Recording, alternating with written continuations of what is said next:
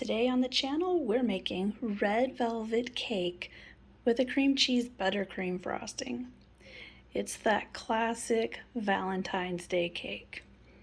Join me coming up next.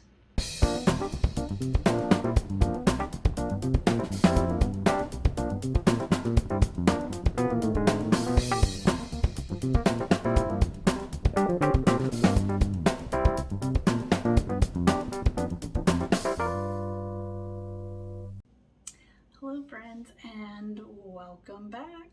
If you're new here, my name is Andrea and I've got some crazy hair going on here, and this is dessert first. So today I'm going to show you how to make what I think is the best red velvet cake.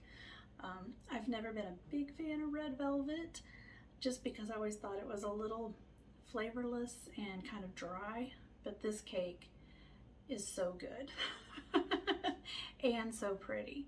So I used this recipe even for a bottom tier for a wedding cake last year, so everyone liked it, so I think this is a winning recipe.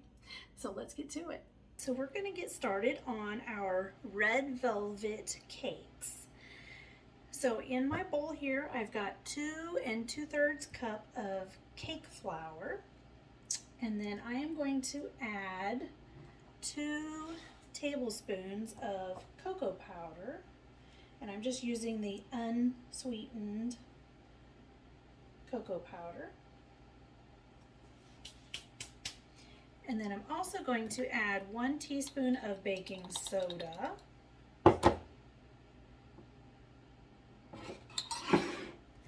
And then just a pinch of salt. So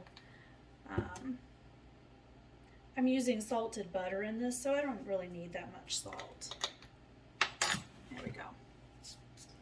And then we're just going to give this a mix. Now in my stand mixer, I'm going to add 1 stick of room temperature butter, and I'm using salted butter. I'm going to add 1.5 cups of granulated sugar, and then we're just going to cream that together. So I've beat the butter and the sugar together. Now I'm going to add 2 large eggs, and they're room temperature, so I let them set out for, it's probably been an hour. So just so they'll kind of warm up, they won't be, really cold. Okay. Now to this, we are going to add 1 cup of vegetable oil.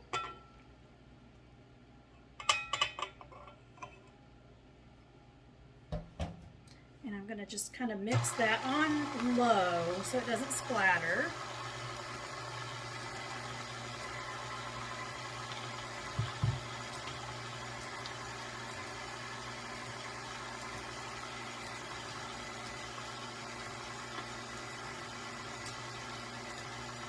And then I'm going to add 1 cup of buttermilk.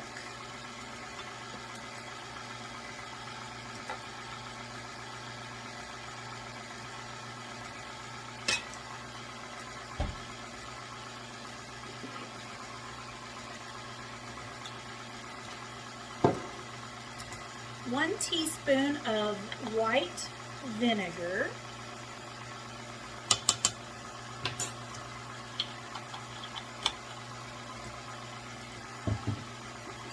And 2 teaspoons of vanilla.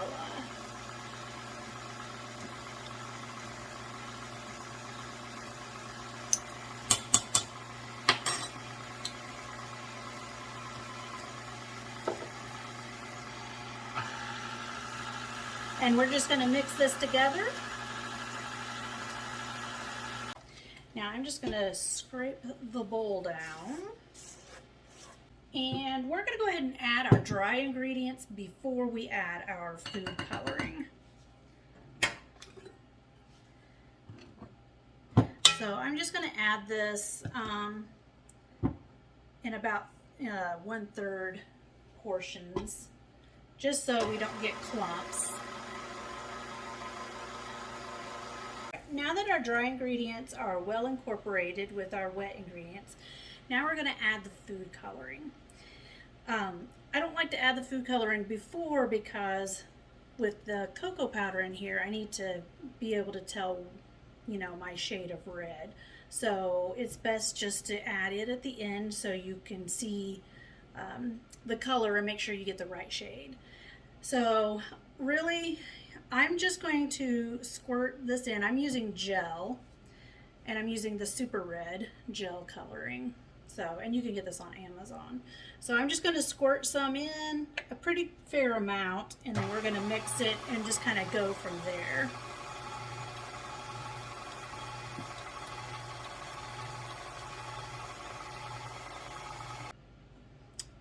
I'm just going to go with just a little bit more. So probably about a quarter of a teaspoon more. So really the color is really just going to depend on, you know, your preference as to the shade of red that you want. So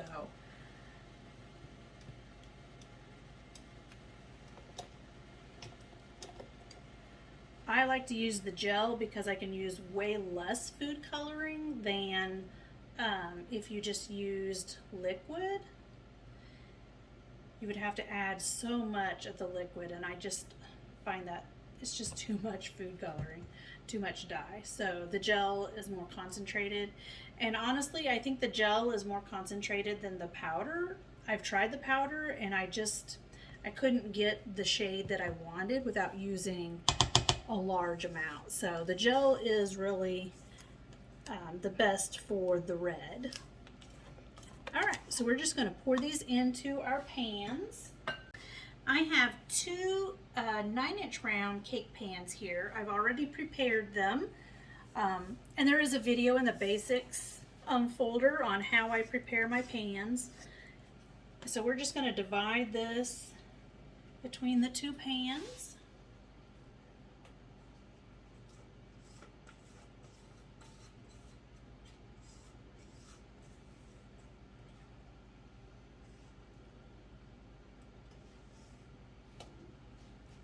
So our batter is in there. I'm going to put these on a sheet tray, and I'm going to wrap them with my baking wraps.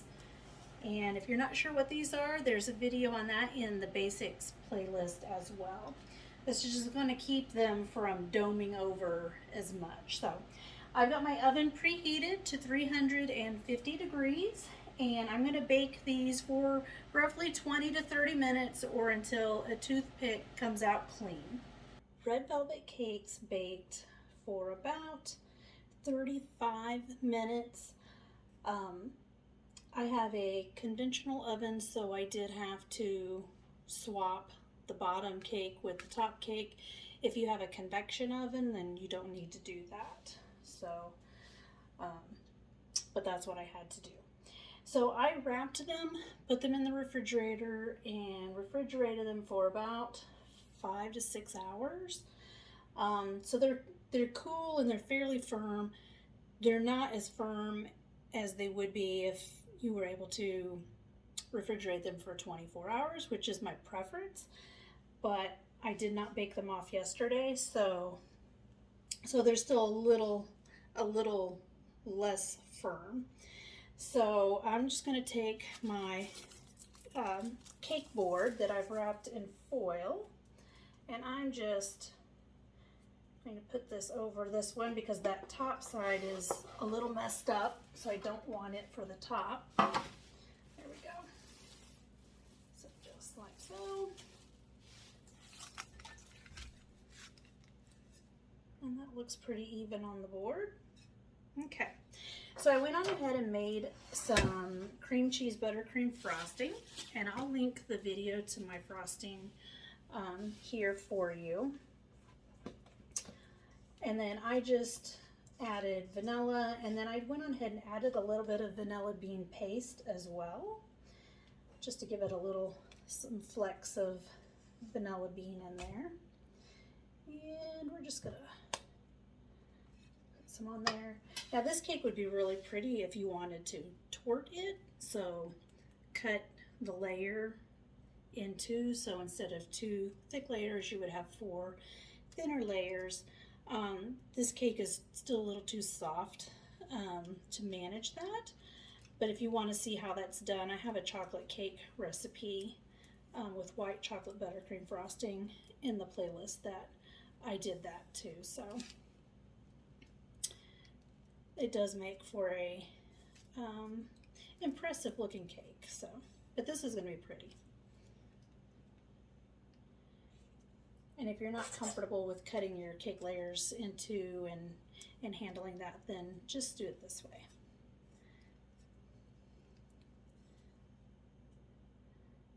And I have a fair amount of frosting in the center because there is, you know, 2 thick cake layers there. So, all right, and we're just gonna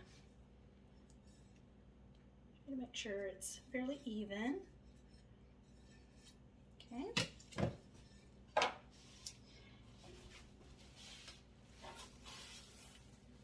And then for our second layer, just try and make sure. There we go. There we go. Okay.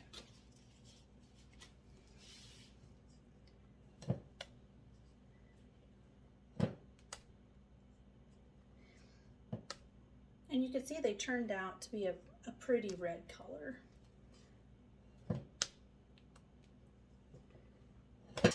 Some of this frosting, and I'm just going to try to kind of smush it into between the layers. And we'll come back and clean the edge of the board there. Just want to make sure that we don't have any gaps.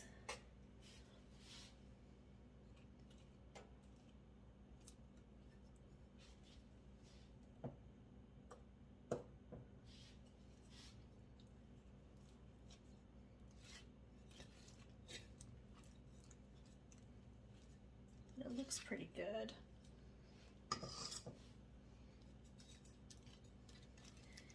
So we're just gonna I'm gonna kind of give this a crumb coat a little bit.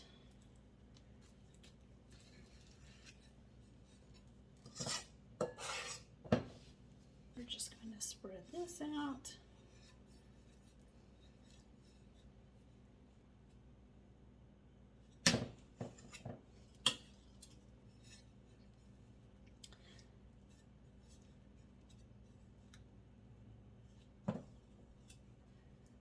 Sometimes I can get by without doing a crumb coat, but since this cake is not super firm, it's really going to need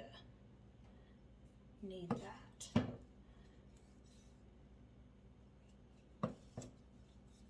All right, so the cake has been in the fridge for about 10 minutes. And really for a good crumb coat, 10 minutes usually will work for regular buttercream, but with cream cheese buttercream, it's just going to take a lot longer. And I don't have that kind of time, so it's partially set. So we're going to go with it. We'll just be careful. So I'm just going to go ahead and add our frosting. Sometimes you just have to be able to make those decisions and work with what you got. So I'm just going to let this kind of fall to the side.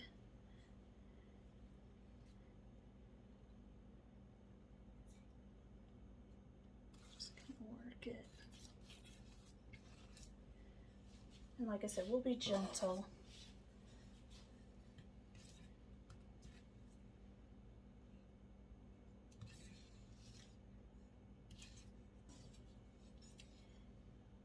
Now, you can just kind of go from side to side.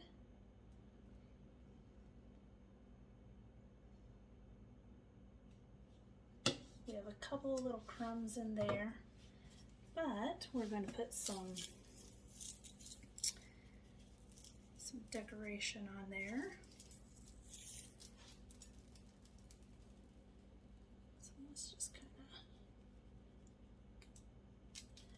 just kind of make a little border.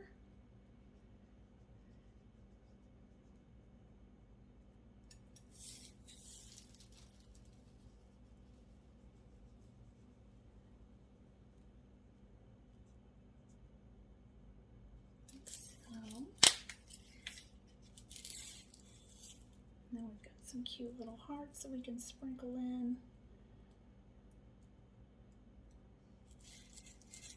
And there we have our red velvet cake with our cream cheese buttercream frosting.